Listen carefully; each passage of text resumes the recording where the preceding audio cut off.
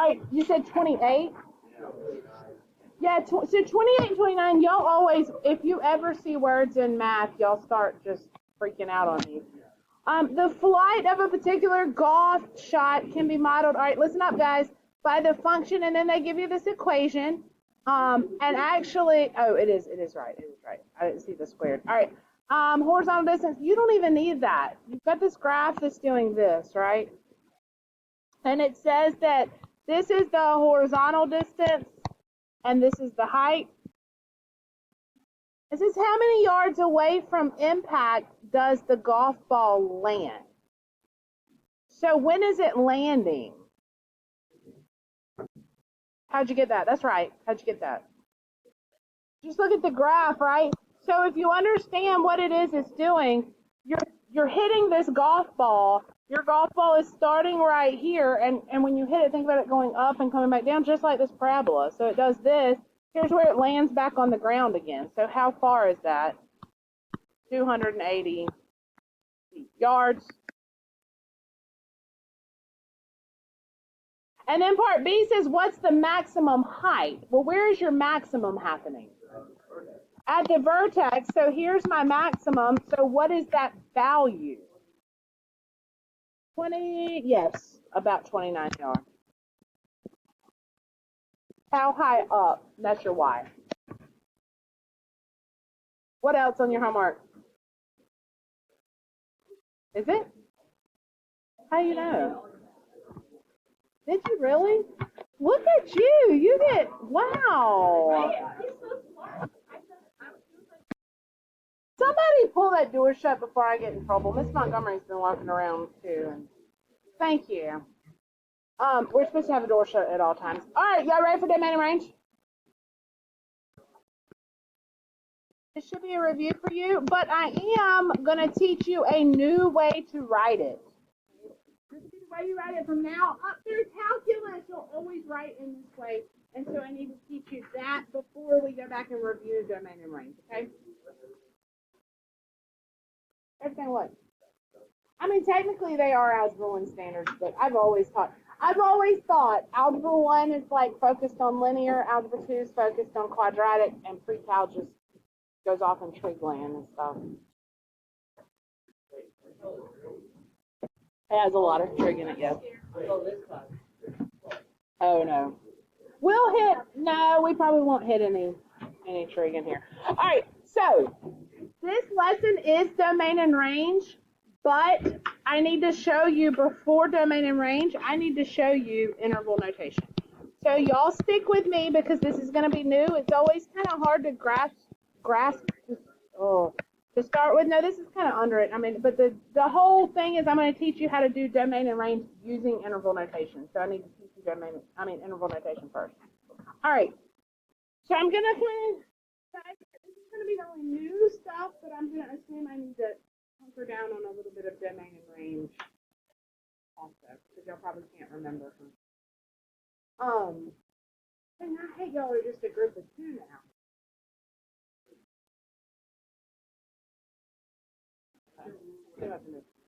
Okay. What does that have to do with it? I got one group of two at the back now.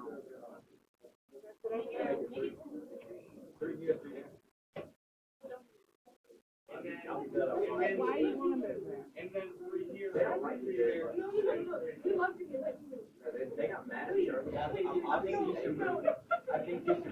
Okay, let's talk about interval notation.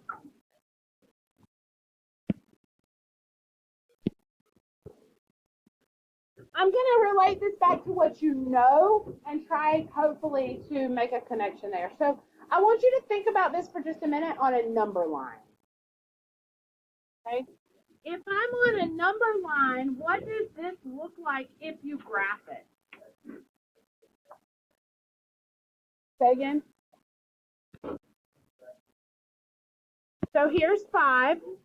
Open circle, right, Grayson? That's what I'm looking for, is an open circle. And then do what with it? To the left, that's right. Take it that way. Does everybody remember doing that? Okay. You hate this. You won't be doing it on a number line, but I'm trying to relate it. If you remember it as an inequality or on a number line, how you can kind of relate that back to interval notation. Now, before I show you the interval notation part, if I said going forever, actually let's start this way. Going forever this way, what would you maybe call that? What goes on forever and ever and ever and ever and ever bigger? Infinity. I'm going to call this way infinity, and if that way is infinity, what do you think the other way is? Close. Somebody said it. Negative infinity. Okay? So here's the way interval notation works. If I am less than or greater than, okay, as opposed to less than or equal to or greater than or equal to, I'm going to use a parenthesis to indicate this, okay? So a parenthesis for either one of these would tell me do not include that value, okay? So this is the same as an open dot also, okay? So open dot, less than, greater than, those use parentheses. Now, the difference is if I'm included here, right, if this was or equal to, this dot would be filled in, right? That's the difference. For that, I'm going to use a bracket, okay? So that's how I'm going to indicate that it is included, is a bracket or a parenthesis, all right? Parenthesis excluded, bracket included. Here's what I'm going to do. I'm going to write it as an interval using two numbers. So I'm going to have a number, comma, a number, and then these ends can be brackets or parentheses depending on whatever it is that I have. Y'all seen this before? Okay, some of you have. I go from smallest to biggest. Okay? So, if I want to describe this, it's easier for me to see on a number line. If I want to describe that in interval notation, what is the smallest value I can be? Negative infinity, right? Infinities are conceptual. They're not actual numbers, so they always get parentheses every single time. So I'm going to put a parenthesis. Now I keep going, and I can get as big as what? 5. Look at your number line, right? 5 is the biggest I can be. Negative infinity up till 5, and that's where I stop. And I'm going to put a bracket because it's filled in because I include 5. So all three of these things are saying the exact same thing. Does that make sense? All right, let's do another one. See if we can change it to interval notation.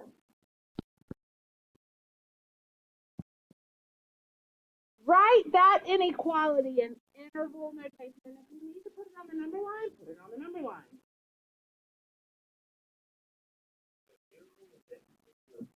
The parentheses and the brackets. Just rewrite that in interval notation for me.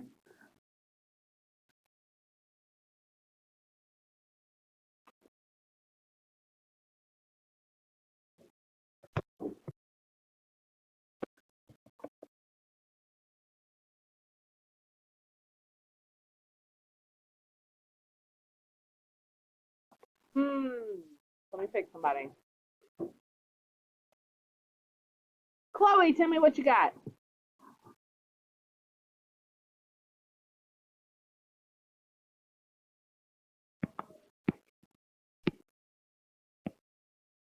Perfect. Perfect. Is that what everybody got? Nice. Okay, let's do another one.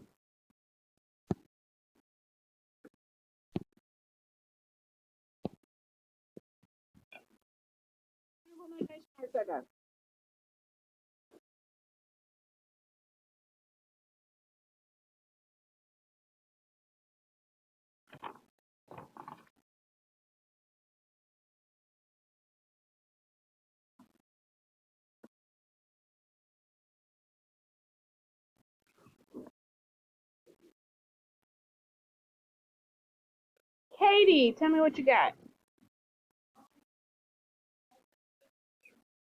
Did I pick the same table? God, what are the chances in that? I literally went, okay. -2. What'd you say? Negative infinity. -2. What do I get? Brackets or parentheses? What's the first one? Bracket on the -2. How about the parentheses? I mean the infinity. Infinities are always going to get parentheses no matter what. Okay, because you can't actually be. But good job, good job, good job. What if, let's see if y'all can get this one.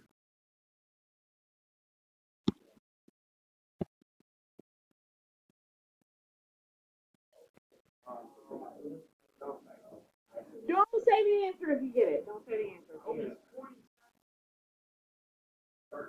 Gosh, dog it, y'all. Quit spoiling all fun.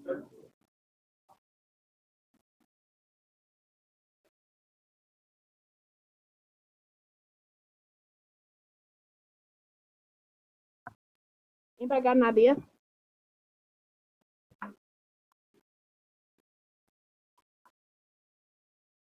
Anybody?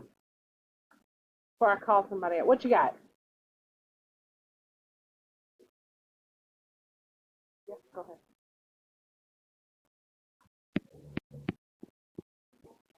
Perfect. Perfect. Good job.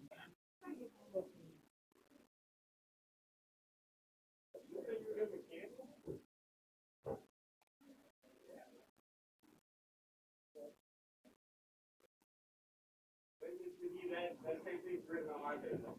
What? That same thing's written on my table. I haven't read that here to written there. I'm the same volunteer. I don't think so. I was living down the way, so I didn't hear.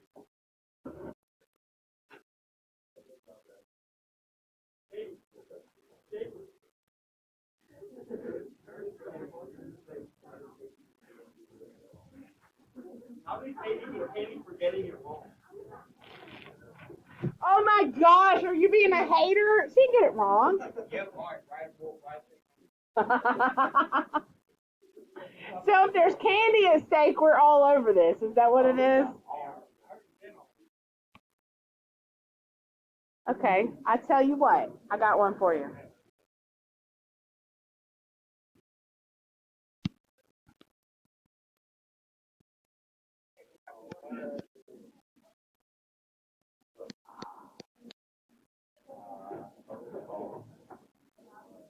What you think? Is this a yes or no question?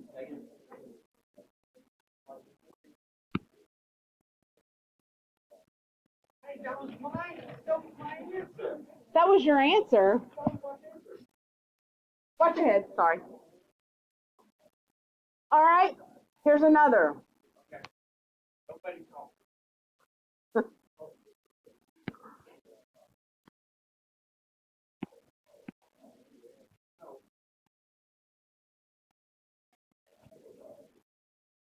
Don't blurt it out. Describe the range of the parabola using interval notation. What's what thing? That's this point is 0, 1.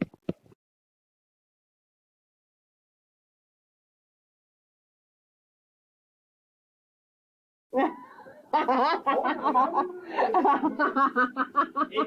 know it.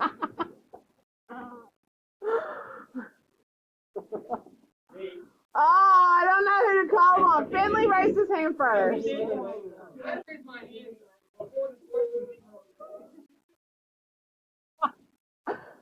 What you got?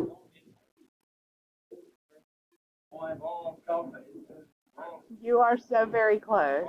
I got it. Oh, bracket 1, infinity. Why is it a bracket? Because I need it.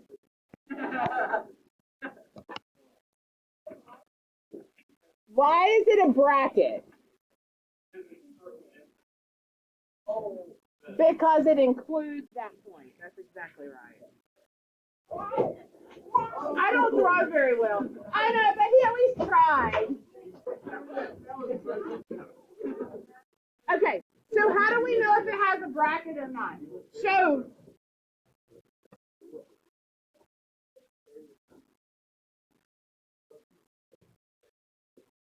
I do not trust you. Those are from, like that in my closet over the summer. That'd be okay. All right, listen. The question is, how do we know if it's bracket or parenthesis? For us, because this point is included on the graph, that is an actual point on the graph, then it's going to be a bracket.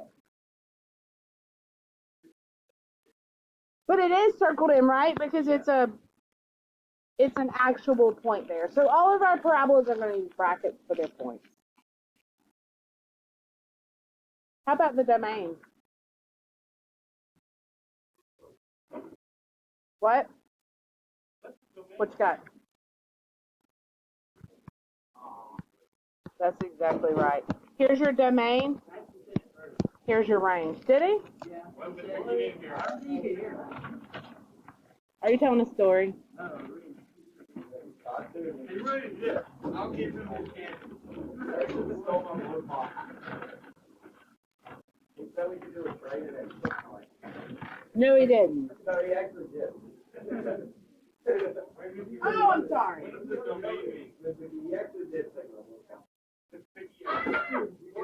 Okay. What? Okay, so let's really talk about domain and range for those of you. Some of us remembered and others of us don't. So in all seriousness now, domain. Domain describes what? The X, right? So as I look at this graph left to right, where do I have graph as far as X goes? Well, if I come all the way over here, there's still a piece of graph that goes with that, right? It's way, way up, but there's still a piece of graph. It doesn't cut off anywhere left to right. That's why it's negative infinity to infinity. But range is a little bit different. And range, I always say, remember, bottoms up. Okay? So this goes from the lowest point it can be up to the highest. So the lowest it ever goes is what? 1, right? And it's range, so I'm looking at y. So the lowest y value is 1, and the highest y value is infinity. Okay? If I look left to right, the furthest left it ever goes, well, I could come all the way over here and have a point, so that's negative infinity. And then as I go this way, there's all these graph offsets that change to infinity. In fact, all of your parabolas, which is what I'm doing right now, the domain is negative infinity to infinity. You better not miss that on your quiz. So, Ms. McKee, what you're basically saying is the domain is the X is the range is the Y. That is correct. I'm just not. Then it's not going to be a function. Right now, we're just going to look at parabola. So, I want you to think about something for just a minute. I'm going to just start these going around for you. The first thing that I want to know is, how do you tell, and we literally just said this, how do you tell if something's a function? Okay, besides the name of it, how can we look graphically and tell if it's a function?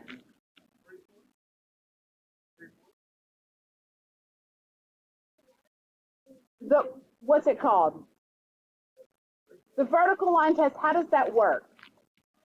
The vertical line on that is 1 point. So, line. Like the vertical line is the line goes like across the twice. Right. Vertical line, right? Vertical line. I tell you what, come up here and draw me an example of not a function.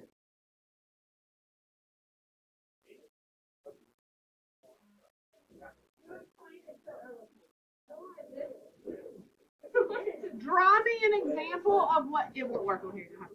Oh my God. All right, so watch, because she's going to show you what's not a function, and then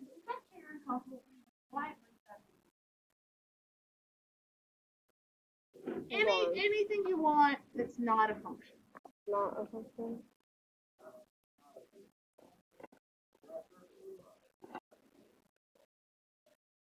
If you want, it can be anything though. Okay. It doesn't have to be exact. Just So like this. That's so not straight. And then you do the vertical line test, but there's like multiple points on there, right? well, but you're thinking horizontal. We need to think vertical. Okay, hold on. What are you doing? I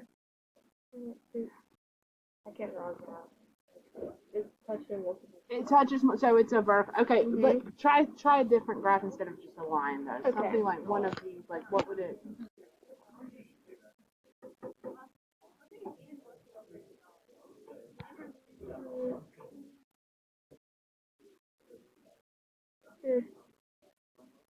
Those are points. Okay, is that a function? Yes or no? Did she draw? Why? If I take a vertical line, all of a sudden when I get to this part right here, it hits more than one time. Not a function. Not a function. What if draw? Do like a parabola on the side.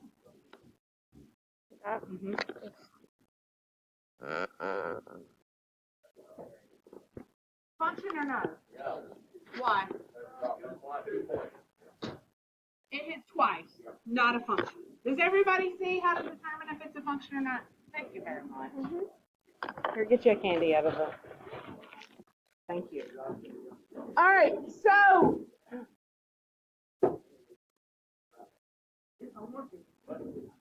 this is classwork. I've got you a different set for homework. All right, so here's what we're doing. The first thing we're doing is we are determining if it is a function or not, okay? So we're looking at these and we're going, hey, is it a function or is it not? We're going to do this within our group together. I'm going to take this up from you.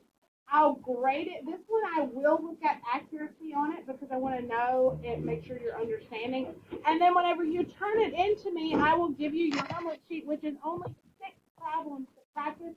And the forms are all mixed up between standard form, vertex, and intercept, which is what your quiz is. All right, so I think that let's do one domain and range together on this. Even if it's not a function, you can still tell the domain and range on here. Pick the one you think looks the hardest. And you can mark out number 5, by the way. 12. I hear 2 and 12. Let's do 2. I agree with 2. First off, is it a function? Yeah, it's a function. It's definitely a function. It passes the vertical line test. How about the domain of this function? So the x values. The furthest left it goes is what? Agreed. Is that a bracket or a parenthesis? Why? It's an open circle. And then it goes where? To +5. Doesn't skip bracket. See, y'all got this? How about the range? What's the lowest the graph ever goes? -2. Is it a bracket or a parenthesis? Ooh, so if it's both, what do you think I put? I can only put one. A bracket, because if it's included somewhere, if somewhere on my graph y can be that value, I need a bracket. And then it goes up to what? +2. Okay, now, that's what you're going to do for the entire piece, all right? If you get in a situation where your domain or your range only has one value or 2 values, like it can only be 2 things, you can say y = 2, y = 3, or something like that if it's just a specific value. If it doesn't span any numbers, that's it. Oh man, I forgot to show you how to join interval notations. Let me show you this real quick. What if I had something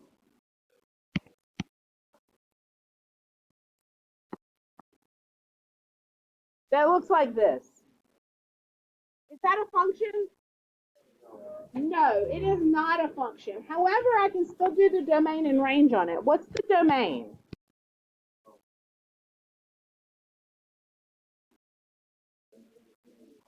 There you go, -infinity, +infinity. The range, though. Do you see that the range has 2 parts? What's the lowest it ever goes? -infinity, right? And then it goes up and it stops where? What number is that? -1. -1. These are little tick marks. Look, this is This will be 0, 2. This will be 0, negative 1. So do you see what I'm saying, how it stops? It stops at negative 1. I'm going to do negative 1. I'm going to stop my graph, and then what I do is I say, but wait, I still have more range I need to include in here. So I put this U. This joins pieces in interval notation. And then it picks back up at 2. And it goes to infinity. You won't have any like this on your what you're doing today. Actually, number 11, you do have to join in a little bit. That's how you join two pieces. To leave out just one number.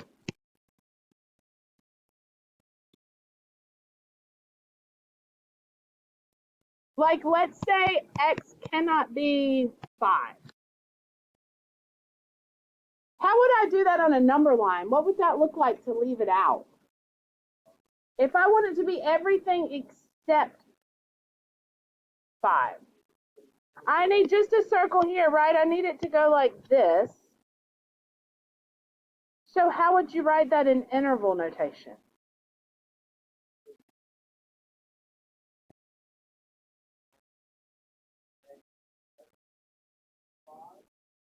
In interval notation, though. You're right, but interval notation. Think about it for just a minute. Think about it. I'm going to go from negative infinity until I hit 5, and I'm going to stop. I can't be 5. But I'm going to pick back up at 5 and continue to infinity. If you ever want to leave out one number, this is how you do it.